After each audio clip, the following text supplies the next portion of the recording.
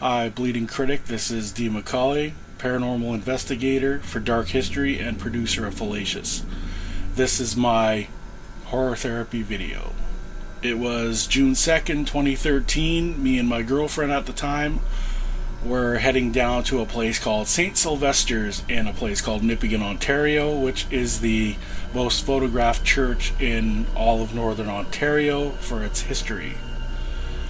I'm always in search of cemeteries and places to go like that, so we decided to head down there. And what we did was we went in behind, there was a cemetery right behind that church. And if you go down this path, we heard there's more graves back there. And being a native cemetery, on top of that, we offered tobacco and entered in respect. And we walked in. We went a little ways, we found a few graves, hidden graves.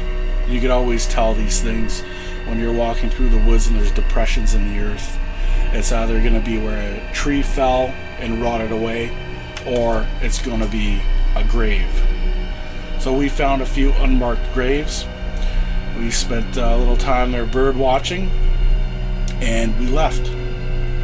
We started talking in the car about going to this other place where, according to what I heard, the Finns came through and pushed the natives out of a town called Red Rock. They pushed them out of there, and they ended up moving to a place called Parmachene. And from this place called Parmachene, they went to another location called Lake Helen, just past Nipigon. So we went to Parmachene. I had heard stories of like a burial ground there, and also there was supposed to be a aerial photograph showing a burial ground. Well, we went up this road called the Cameron Falls Road, and we turned off to Parmachene. We went down there, and it was so hot that day, we just stayed in the car. Plus it was getting nighttime. It was turning night, and there was so many mosquitoes, it wasn't even funny. We didn't even exit the vehicle, we just stayed. And we did happen to see this spot at Parmachene where they say there used to be an old bridge, and that bridge was the original bridge that crossed I think it's Lake Helen or the Nipigon River. There's a lot of drownings in that river as well. But anyway, there was a bridge there apparently, and you could cross from one side to the other going northwest or northeast. And one of the stories was people had seen the devil sitting on that bridge. Well, when I looked at Google Maps, I could definitely tell there looked like there was something there, a possible area where there was a bridge. So we did in fact see that, and it was a very good possibility that there actually was a bridge there. So as we sat and we talked about a story, that story in fact, we went home. We just decided to go home. And later on that night, it's like 2 in the morning, something like that, and it's June, so now it's turning like June 3rd. Really, really hot night. I'm in bed with my girlfriend, and I am shaking. I feel like I'm being frozen from the inside out. And I shook like that for I don't know how long. I was literally shaking like that. And I did not want to wake her up because she would get grouchy. I didn't want to ruin her sleep, so I lay there shaking. And after I don't know how long I waited, I went downstairs to go lay on the couch. And I had blankets piled on top of me and all that kind of stuff, and I'm still freezing.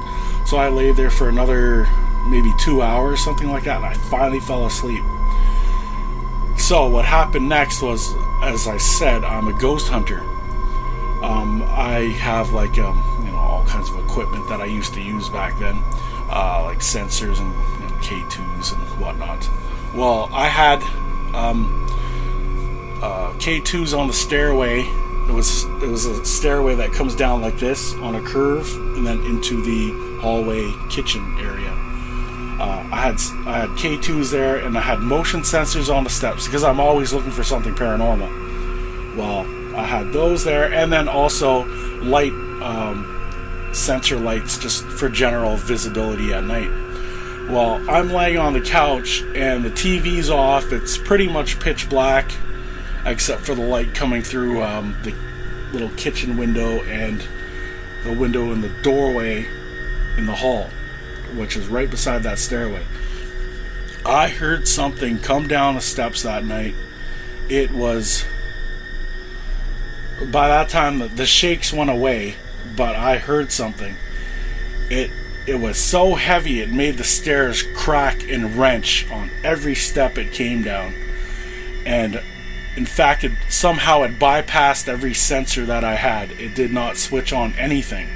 Not the K2, not the cell sensor, not the motion sensors with alarms on them. The little lights didn't go off. It came down that stairway. And I'm thinking, well, I heard it come down and it stepped across the hall into the kitchen.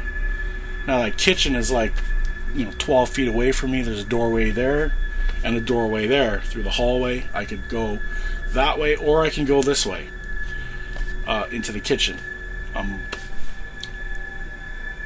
It goes in the kitchen and I can hear this, I don't know what kind of sound that was, but it was almost like the sound of taking two pieces of rubber and grinding them together. I have no idea what that meant or what kind of sound that was, but as this is happening, I sit up and I'm listening to it. I'm like, why is she walking so damn hard?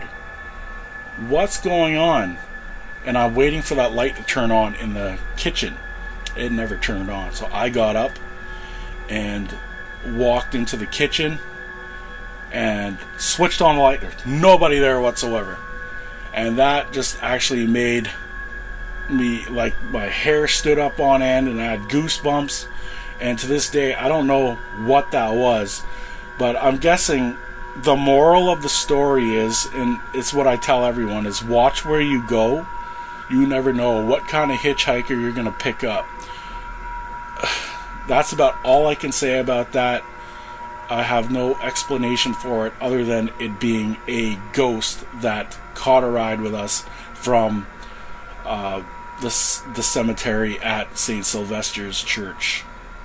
So please watch where you go, because you can pick up something and not know it and bring it home. That's my horror therapy video. Thank you very much. And be sure to watch out for Fallacious. It's my short film that I've just finished, and just watch for any reviews and articles. And I thank you for your time. Thank you for watching. Bye-bye.